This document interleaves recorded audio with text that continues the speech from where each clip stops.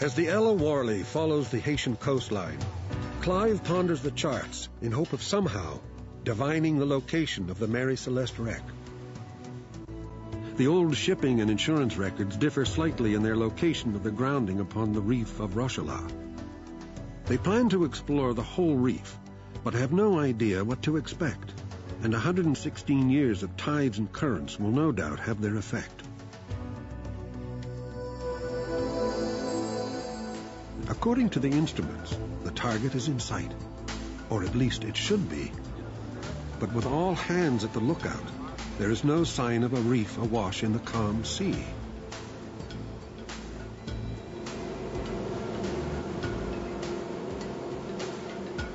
Clive at last spots a small island which appears to be inhabited.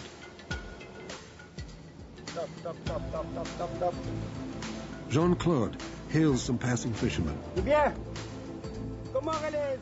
In Creole French, he asks if they've seen any sign of shipwreck beneath the crystal waters.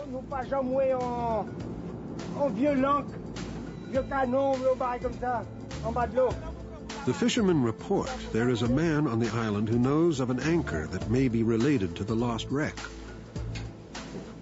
This is a surprise. The charts make no mention of an isolated community.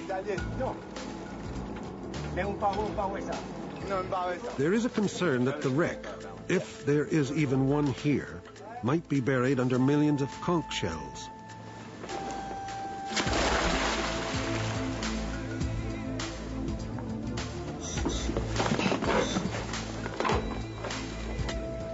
Now, anytime. Okay. Straight up. Mike and Jean-Claude began searching the area suggested by the village leader. The water is shallow and the visibility is excellent. Soon, they spot a familiar shape jutting up from the bottom. It's an anchor, but more than likely too large to have been Mary Celeste's.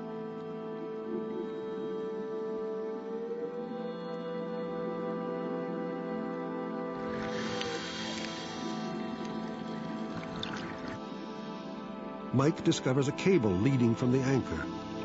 This definitely disqualifies it as a relic of the mystery brig. The cable is far too new. The anchor is obviously from a more modern ship.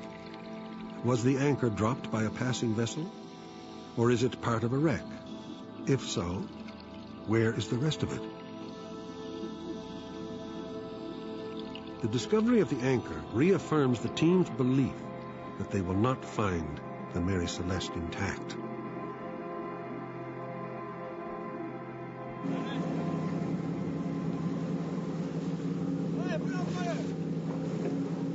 They begin to run magnetometer scans of the area.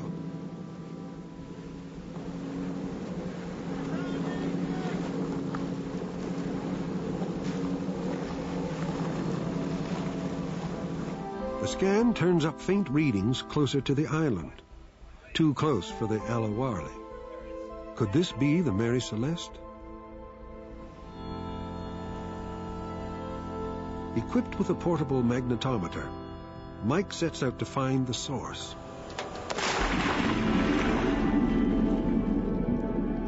Any remnants of Mary Celeste may well be covered in decades' worth of coral growth.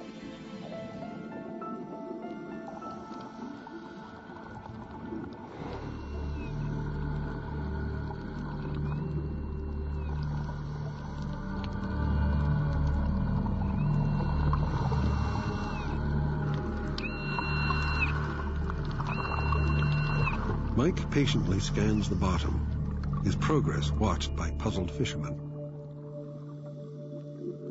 At last, his patience is rewarded. He also gets a reading off what appears to be a chunk of wood. It's not much, but it's an indication that they're on the right track. Could it be true that beneath this layer of coral and conch shells lies not only the remains of the Mary Celeste, but evidence of the criminal conspiracy that killed her? With a spike in it. Yeah. Yep, okay. Looking better. That's the only reason why it's preserved. There's the wreck. That's the wreck. That's good. Yeah, spike. Brass spike. Wonderbar. That's it. Better. That's it. That's the wreck. Big sheets of copper. You got more copper sheeting? Oh yeah, big pieces. Really? That's probably what was good. What? Great. Ballast stone? You gotta bring a couple back. Oh, you found a wreck. Yes. That is wonderful. Like Oh, there we go. Yeah. It's definitely in there. Something. I don't know. And it's covering a big area. It's not a 45-gallon drum. Between us and that boat, you'll see that high spot, and it's just forward of that, closer to us. With the finding of the ballast stones and nails, the team is sure they have a wreck.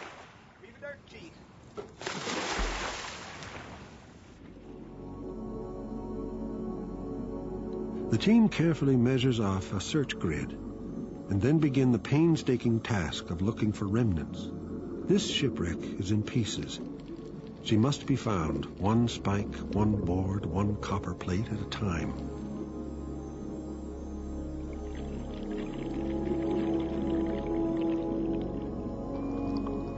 Beneath the decades of coral and conch, the team sifts out tiny shards of the wreck.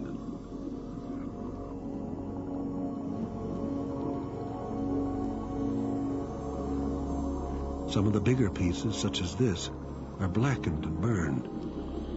Could it be evidence of Parker's treachery? As they work the grid, the team begin to recognize a pattern in the coral. This looks like an anchor. The relics are so widely strewn that each spike, each smooth ballast stone recovered, is cause for celebration. The coral is cut exactly where the wreck went in. Really? Oh, it's like you would describe normally. You broke the coral.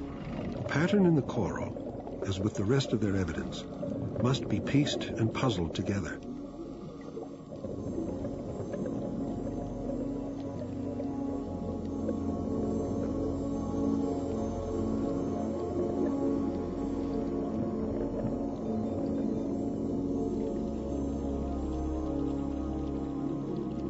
The divers continue to sift through the silt and coral below for signs of the Mary Celeste.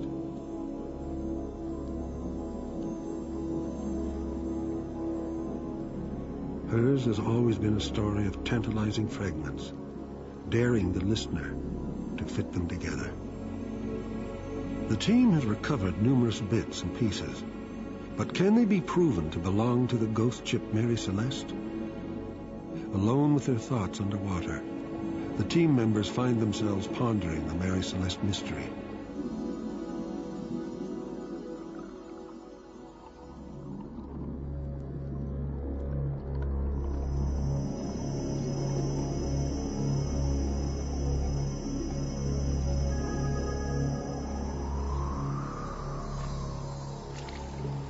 Got some really prime pieces of wood. You nail it. See? Copper sheeting nail.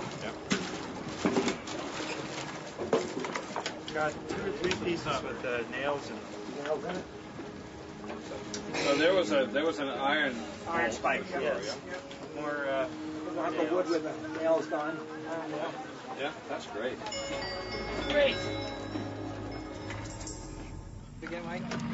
Got the center point, which is where we excavated the copper sheeting and the spikes, and then you have the 4 points of the compass at 14 meters out from the center line.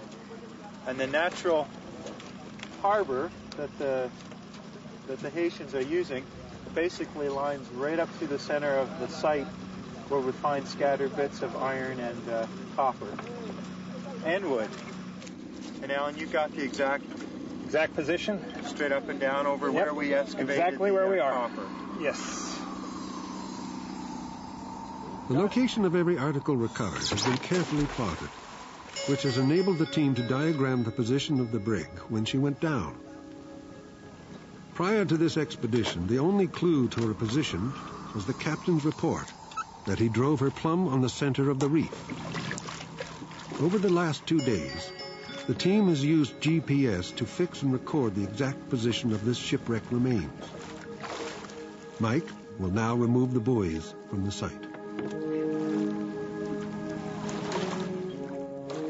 As the Ella Worley raises anchor, the team takes a last look at the reef, which may have claimed the Mary Celeste. This barren reef, now the precarious home of a fishing community, is a tangible example of the ebb and flow of history. One community built on the bones of those that came before. For the sea hunters, there is no greater satisfaction than giving voice to the relics of the past. Displayed on the deck are the tiny artifacts of some once proud ship. Now more a part of the sea bottom than wood and iron, they must be bathed in seawater to keep them from drying out and crumbling. Chunks of timber, some still bearing scorch marks, ballast stones, spikes, and copper sheathing. Perhaps tangible pieces of a ship of legend, a campfire ghost story made real once more.